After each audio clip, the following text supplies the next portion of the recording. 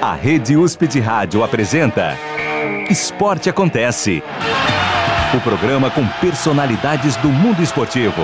Apresentação Rodrigo Curti e Alemão Moura. Olá, ouvinte da Rádio USP em São Paulo, Ribeirão Preto e pelo mundo afora através do nosso site que é o www.radio.usp.br. Está no ar, Esporte Acontece.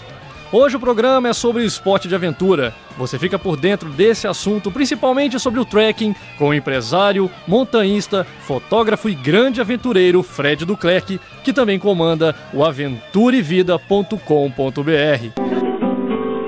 Bom, pessoal, estou aqui no Esporte Acontece. Vou falar um pouco de aventura aqui nesse programa maravilhoso aqui na Rádio USP. Começa com o Fred. Tudo bem, Fred? Joia, Rodrigo. Tudo bom? Prazer estar aqui, viu? Obrigado pela presença. Já vou te perguntar de cara pro ouvinte que de repente tem essa dúvida, porque fala aventura, já acha que, né, é sair na floresta, não é nada disso, né? Não. Então explica pra gente o que é, na verdade, o esporte de aventura. Olha, o esporte de aventura, a denominação surgiu na final da década de 80, 90, né? Então, por princípio, assim, é toda atividade esportiva em ambiente natural que te gere alguma adrenalina. E, claro, com um pequeno toque ou um relativo toque de risco, porque senão a coisa não fica tão emocionante. Ou seja, que te gere emoções. As pessoas se perguntam muito e classificam, aventura é uma coisa perigosa, uma coisa de risco.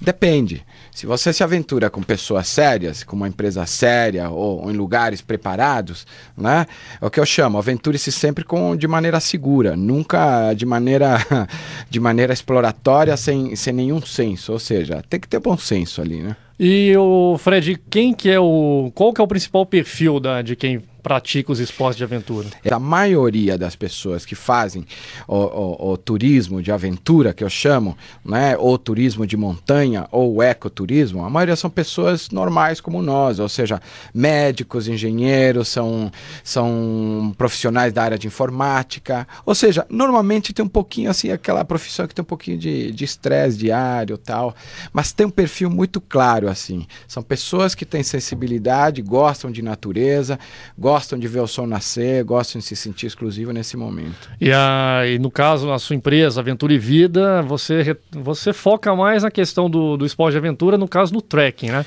Isso. E o que é o trekking? No nosso caso, trekking, vamos lá. Trekking é caminhar. Assim, de maneira bem simples, é uma atividade física onde você caminha. Só que, quando você está no meio natural, numa montanha ou numa praia, toma outra conotação, é muito mais gostoso, muito mais agradável. Claro, o trekking pode ser de um dia, pode ser de algumas horas, né?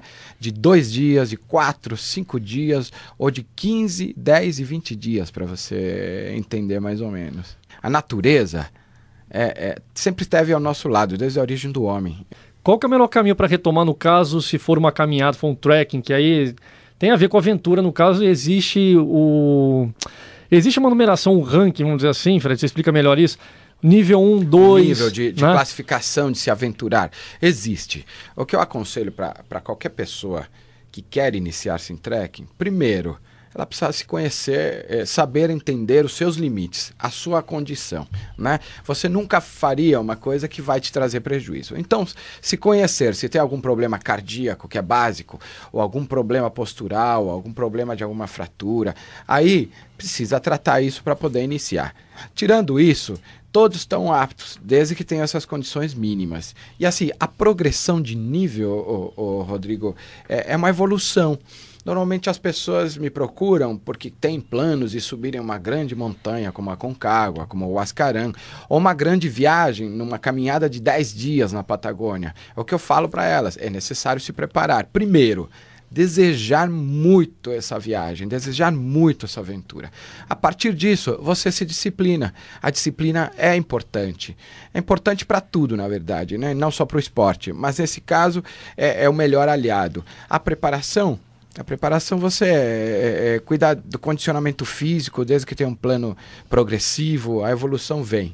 Para quem quer fazer isso, tem que ter uma disciplina, um cotidiano esportivo. Ou seja, para quem pratica trekking, o ideal seria pelo menos caminhar umas 3, 4 vezes por semana, 1h30, 2 horas. E no fim de semana, meu amigo, aproveite. Vá para a montanha, vá para a praia, ande bastante, curta.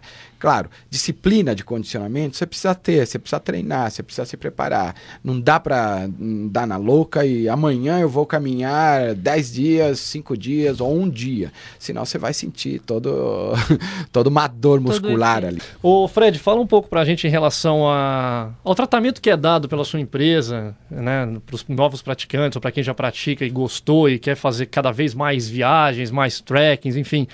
Qual que é a conscientização ambiental que você passa para essas pessoas, se é que existe essa preocupação também da sua empresa? Olha, essa preocupação faz parte da filosofia da empresa, né? Ou seja, desde o momento que você me procura ou procura a aventurevida.com.br, você já mais ou menos, a conversa já é direcionada buscando essa consciência, né? Em toda a caminhada, por exemplo, em toda aventura que nós temos, todo o lixo é coletado, inclusive algumas pessoas que deixam no meio dos caminhos, a gente leva e põe dentro da mochila. E cada participante é conscientizado disso antes da caminhada, inclusive durante os nossos informativos, né?